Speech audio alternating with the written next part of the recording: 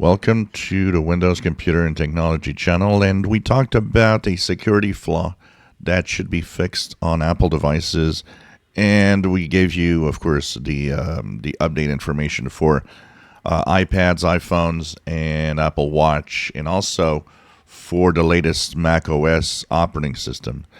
But even if you have an unsupported device that is running on iOS 15, or if you have a Mac with an older operating system that didn't have really any more updates, like Mac OS Monterrey and Big Sur, well, it is actually important to check.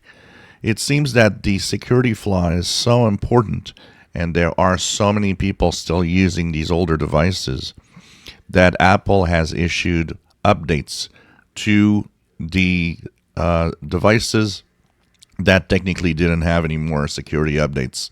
So if you have an older iPhone running iOS 15, if you have an older Mac computer, I suggest that you go and check out your updates, because you might surprise yourself in seeing a security update pop up that will actually fix it's a very important security flaw that has to do with the fact that you can easily exploit through iMessage any machine by, of course, breaking and then malware and taking control, actually taking full admin control of all of your devices, doing whatever they want. So Apple has deemed that it is important enough that even older devices should get this fix. When this happens, usually that means that not only is that flaw an important zero-day exploited in the wild, it is an extremely easy flaw to exploit.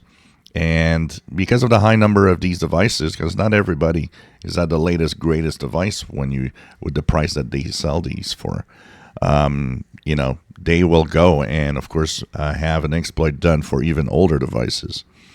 So check your old Mac, check your old iPhone, and iPad. It might actually get this security update this time around.